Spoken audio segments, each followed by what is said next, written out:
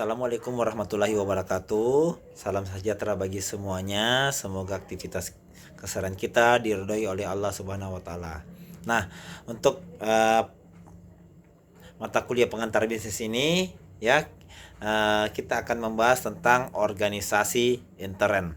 Nah, jadi karena kita akan membahas tentang organisasi, maka kita akan pertama-tama kita akan membahas dulu tentang pengertian dari organisasi. Nah, menurut Stephen P. Robbins, dia mengatakan bahwa organisasi adalah satu kesatuan sosial yang dikoordinasikan secara sadar dengan sebuah batasan yang relatif dapat diidentifikasi, yang bekerja atas dasar yang relatif terus-menerus untuk mencapai suatu tujuan bersama atau sekelompok tujuan. Nah, itulah definisi dari organisasi.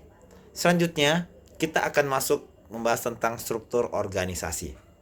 Nah, apa itu struktur organisasi? Jadi, struktur organisasi merupakan suatu rangka kerjasama dari berbagai bagian menurut pola yang menghendaki adanya tertib, penyusunan yang logis, dan hubungan yang serasi. Nah, itulah struktur ya. Nah, manfaatnya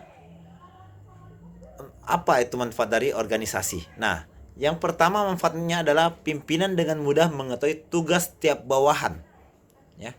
Selanjutnya, yang kedua adalah perselisihan antara pegawai terkait saling lempar tanggung jawab dapat dihindari. Selanjutnya, penghematan dalam biaya-biaya perusahaan. Ya. Dan keempat adalah pembagian kerja dapat diadakan dengan tepat dan jelas. Nah, itulah definisi struktur organisasi, manfaat dari struktur organisasi. Nah, selanjutnya dalam struktur organisasi ada kita kenal yang namanya dengan otoritas ya. Biasa mungkin berasal dari kata otoriter ya, atau otoritas atau authority dalam bahasa Inggrisnya ya. Itu di pertama-tama dikemukakan oleh Scroll pada tahun 1993 ya. Nah, dia mengatakan bahwa otoritas adalah hak untuk bertindak, membuat keputusan, dan hak memerintah. Untuk melaksanakan authority diperlukan delegasi. Nah, jadi itu yang dikatakan otoritas ya, adalah hak untuk bertindak, membuat keputusan, dan hak memerintah. Nah, selanjutnya menurut Charles Keating ya, itu ya, untuk melaksanakan otoritas diperlukan yang namanya delegasi. Nah, arti delegasi itu adalah suatu pemberian sebagian tanggung jawab dan kewajiban kewibawaan dan kepada orang lain. Sedangkan menurut Uche Slamet, delegasi adalah pelimpahan wewenang dan tanggung jawab formal kepada orang lain untuk melaksanakan kegiatan tertentu. Nah, itu delegasi. Nah, selanjutnya menurut Griffin ya, ada 3 bentuk authority. Yang pertama line authority, artinya memiliki rantai komando yang memiliki jenjang departemen-departemen. Selanjutnya adalah staff authority, keahlian seseorang dalam memberi masukan kepada manajer dalam organisasi garis. Contoh staf ahli, hukum, dan lain-lain ya. Nah, ada juga yang dikenal namanya committee and team authority.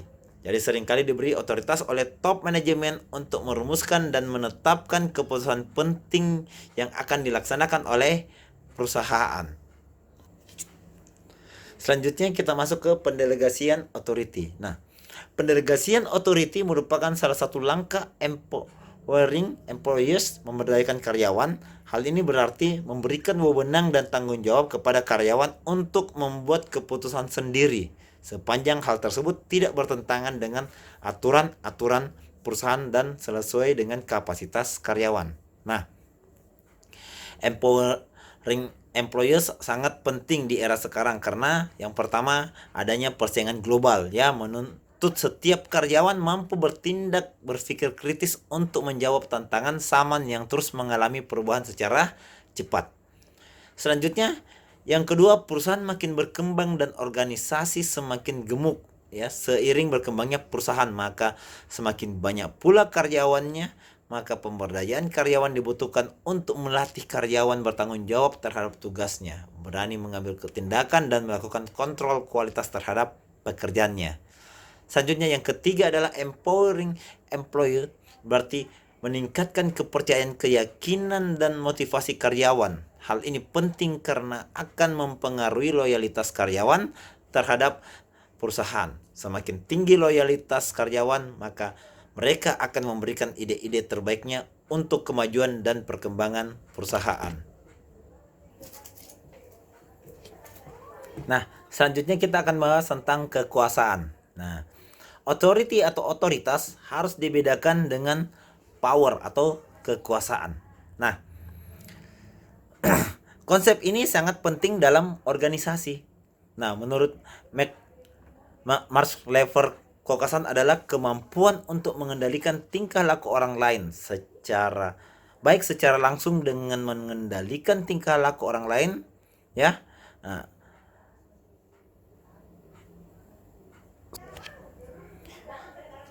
Oke, maaf ya. Selanjutnya ya.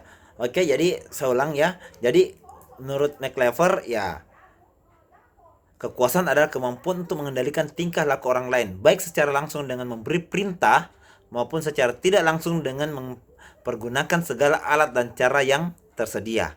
Nah, Etzioni itu menggolongkan kekuasaan menjadi 3 ya. Nah, yaitu yang pertama kekuasaan paksaan. Nah, dalam kekuasaan paksaan itu memiliki sanksi fisik seperti rasa sakit, kelaparan, kurungan, dan hukuman lainnya. Dalam ilmu kepemimpinan disebut gaya kepemimpinan otoriter. Contoh pelatihan militer, ya. Selanjutnya ada yang disebut sebagai kekuasaan imbalan. Nah, seperti apa itu kekuasaan imbalan? Nah, yaitu memberikan imbalan atas balas jasa berupa gaji, fasilitas kesehatan, dan lain-lain sehingga memberi imbalan berkuasa terhadap yang menerima imbalan. Dalam ilmu kepemimpinan disebut kepemimpinan transaksional. Selanjutnya ada disebut sebagai kekuasaan normatif, yaitu pertimbangan prestis, hormat agamis, dan lainnya. Dalam ilmu kepemimpinan disebut kepemimpinan karismatik, contoh para pemuka agama. Nah, itulah tadi tentang kepemimpinan. Sekarang kita masuk ke jenis organisasi. Nah, dalam organisasi ada 3 bentuk organisasi, yaitu yang pertama adalah organisasi garis, yang kedua adalah organisasi garis dan staf, dan yang ketiga adalah organisasi fungsional. Nah, kita akan bahas pertama dulu organisasi garis. Jadi organisasi garis itu adalah suatu bentuk organisasi yang memiliki satu komanda atau pimpinan yang memerintah dari atas hingga ke bawah, ya. Demikian pula dengan segala persoalan harus diselesaikan dengan melibatkan tangga organisasi dari bawah ke atas untuk penyelesaiannya. Jadi pada organisasi ini kekuasaan atau kebijakan langsung dari atas pimpinan ke bawah, dan pertanggungjawaban tugas juga dari bawah langsung ke atas. Nah, itu yang disebut sebagai organisasi garis. Nah, selanjutnya dalam organisasi garis ini ada kelebihan dan kekurangannya. Yang pertama, kelebihan organisasi garis, ya. Nah, kelebihannya adalah struktur sangat sederhana. Itu kelebihannya. Nggak perlu banyak menggunakan orang-orang, ya, struktur. Selanjutnya yang kedua adalah pembagian tugas dan pertanggungjawaban yang sudah jelas. Nah, selanjutnya tata tertib atau disiplin kerja bisa dipelihara. Selanjutnya banyak digunakan pada organisasi kecil. Nah, itu kelebihan dari organisasi garis. Selanjutnya kita akan bahas tentang kekurangannya. Nah, kekurangannya adalah yang pertama timbulnya birokrasi, yaitu lambannya terlaksana suatu pekerjaan dan tanggung jawab karena harus melalui banyak tangga organisasi. Ya, ada jenjangnya, ya. Nah, mulai dari karyawan, supervisor umpamanya, ya, middle manager sampai ke top manager. Jadi banyak itu sehingga terjadi lamban terlaksana suatu pekerjaan. Nah, yang kedua, ya, kekurangan dari organisasi garis yaitu harus memiliki tipe pemimpin yang cakap dan serba bisa. Sedangkan untuk mencari pemimpin dengan karakter tersebut terbilang sulit, ya, itu. Selanjutnya, tidak ada kerjasama antara bagian-bagian yang sederajat dalam organisasi tertentu karena dia mempunyai tanggung jawab masing-masing, ya, itu. Selanjutnya, kurang adanya spesialisasi karena kepala-kepala bagian harus mengorganisasikan beragam bagian-bagian dan seksi bawahannya sehingga mengakibatkan pekerjaan yang dilakukan kurang maksimal, ya. Oke, selanjutnya kita masuk ke adokrasi. Jadi adokrasi adalah suatu hubungan dalam sebuah organisasi yang tidak banyak tingkatan, sedikit rantai komando dan sifat komando yang tidak dominan serta tidak memiliki struktur organisasi. Nah, pengambilan keputusan dilakukan secara desentralisasi dan dalam organisasi ini adanya semacam keyakinan dan kebiasaan umum untuk membentuk suatu budaya yang mereka ikuti. Budaya inilah yang memimpin mereka hingga dapat bekerja secara efektif. Nah, itu advokasi. Selanjutnya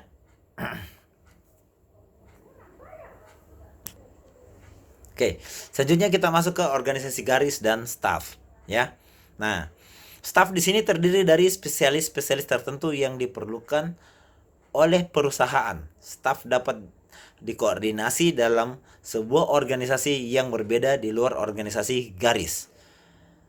Artinya, staf mempunyai pegawai-pegawai tersendiri tetapi tidak memiliki hubungan langsung dengan tingkat-tingkat organisasi perusahaan. Keuntungan dari organisasi garis dan staf.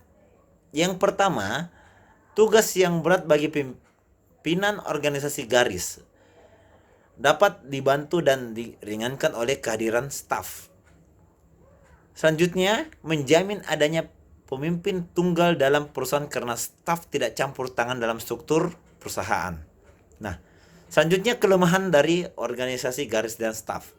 Yang pertama adalah kemungkinan timbul perselisihan antara pimpinan dan staf. Selanjutnya, yang kedua adalah petunjuk dari staf mungkin hanya bersifat teoritis dan berkurang orientasi praktek. Ya, itu jadi kurang orientasi praktek. Selanjutnya, terkadang nasihat yang diberikan atau data yang telah dikumpulkan oleh staf tidak dipergunakan oleh pimpinan. Hal ini berarti pengeluaran biaya menjadi sia-sia. Nah, selanjutnya ada pula kemungkinan pemimpinan sangat bergantung pada staf sehingga pimpinan tidak bertindak berani dan kurang inisiatif. Nah, itu kelemahan dari organisasi garis dan staf. Nah, fungsi lini dan staf. Jadi fungsi eksekutif lini adalah memberi perintah langsung kepada bawahannya. Karakteristiknya ialah adanya hubungan antara atasan dan bawahan. Atasan harus bertanggung jawab terhadap bawahan dan bawahan melaksanakan perintah atasan. Dengan demikian, eksekutif memberikan sumbangan secara langsung terhadap pencapaian tujuan organisasi dalam bidang planning, directing, dan controlling dalam bidang yang menjadi wewenangnya. Personal staff adalah spesialis mengenai salah satu bidang dalam bisnis dan fungsinya ialah memberikan nasihat dan membantu personel lini. Nah, nasihat tersebut biasanya dipergunakan dalam pembuatan keputusan. Nah, selanjutnya kita masuk ke organisasi fungsional. Nah, organisasi ini menghendaki adanya spesialisasi dan tidak mengikuti kesederhanaan dan keseragaman komando seperti pada organisasi garis atau lini. Dalam hal ini, para bawahan menerima perintah dari berbagai atasan yang memiliki spesialisasi sendiri. Keuntungan dari organisasi fungsional. Nah, masing-masing supervisor mencurahkan perhatian dan kemampuan kerjanya pada satu cabang pekerjaan. Yang kedua, masing-masing orang memiliki kesempatan mendalami bidang spesialisasinya. Artinya organisasi secara keseluruhan akan bertumbuh dengan baik. Setiap orang melakukan pekerjaan yang mempunyai keahlian khusus, ya, dan waktu yang dihitung dan dihemat sedemikian rupa sehingga tidak ada waktu yang tenaga yang terbuang. Selanjutnya, keuntungan yang terakhir adalah kewajiban dan tanggung jawab lebih penting dari apapun. Nah, itulah keuntungan dari organisasi fungsional. Selanjutnya, kelemahan dari organisasi fungsional. Yang pertama, karyawan membuat pertanggungjawaban ke beberapa atasan sehingga ada kecenderungan disiplin dan tanggung jawab menurun. Yang kedua, kemungkinan dapat timbul perselisihan antara perintah para pimpinan. Selanjutnya yang ketiga, tidak adanya pimpinan yang mengkoordinasi atau menyayatkan kembali pekerjaan yang tadinya sudah terbagi-bagi. Dan terakhir, sistem ini menjadi manusia seperti mesin, tidak ada kesempatan mengembangkan karir di bidang lain. Nah, inilah kelemahan dari organisasi fungsional. Nah, selanjutnya kita masuk ke tingkatan manajemen organisasi. Agar organisasi berjalan efektif, perlu ditetapkan tingkatan strukturnya dalam berbagai bentuk otoriter dan tanggung jawab. Dalam istilah bisnis disebut sebagai tingkatan manajemen. Tingkatannya yaitu yang pertama ada yang namanya top manajemen. Ya, biasanya dalam bentuk dudukan presiden, direktur atau CEO, ya, atau Central Executive Officer. Selanjutnya middle management. Memiliki otonomi sendiri dan bertanggung jawab melaksanakan strategi, kebijakan dan keputusan yang diambil top manajemen. Middle manager ini sepertinya manajer pabrik, manajer operasional dan manajer divisi dan lainnya. Selanjutnya operating management, tingkat supervisor atau kepala kantor. Nah, itulah tingkatan dalam manajemen organisasi. Selanjutnya faktor-faktor yang mempengaruhi dalam menetapkan struktur organisasi. Faktor yang mempengaruhi penetapan struktur organisasi yaitu pertama adalah spesialisasi, ya, menggunakan prinsip the right man on the right place, ya, untuk menentukan orang yang menempati suatu posisi jabatan. Departemenisasi itu ada 4 cara, yaitu function. Function itu karyawan dikelompokkan berdasarkan kemampuan dan keahlian. Selanjutnya yang kedua adalah division. Karyawan dikelompokkan berdasarkan kelompok kegiatan produksi produk yang akan dihasilkan perusahaan. Nah, selanjutnya yang ketiga adalah matriks. Karyawan dari berbagai departemen fungsional membentuk tim yang dikombinasikan berdasarkan spesialisasi dan skill mereka. Kelompok tersebut bertanggung jawab dan memberi laporan kepada 2 orang manajer atau lebih. Matriks ini biasanya dibentuk secara permanen atau sesuai dengan kebutuhan. Selanjutnya ada yang namanya network. Berkaitan dengan teknologi dan fasilitas elektronik untuk mengerjakan tugas yang dikoordinasikan dari kantor pusat. Nah, itu biasa namanya network, ya. Jadi ada koordinasi secara online. Selanjutnya kita masuk ke organisasi formal dan informal. Organisasi formal adalah organisasi yang memiliki struktur organisasi dengan kerangka pembagian tugas, tanggung jawab, pengambilan keputusan, pengelompokan karyawan dalam suatu departemen tertentu yang dapat terlihat jelas garis komando dan pelaksana otoritasnya guna mencapai tujuan bersama yang telah ditetapkan. Selanjutnya, organisasi informal adalah organisasi yang interaksi internalnya berdasarkan hubungan kedekatan pribadi dan melampaui batasan-batasan normal. Nah, selanjutnya itulah tadi materi dari organisasi internal, ya. Semoga materi ini memberikan manfaat bagi kalian semua, dapat dicerna baik-baik, ya, sehingga dapat memberikan masukan dan memberikan pengetahuan tambahan kepada kalian semua, ya. Sekian dari saya. Billahi taufiq wal hidayah. Wassalamualaikum warahmatullahi wabarakatuh.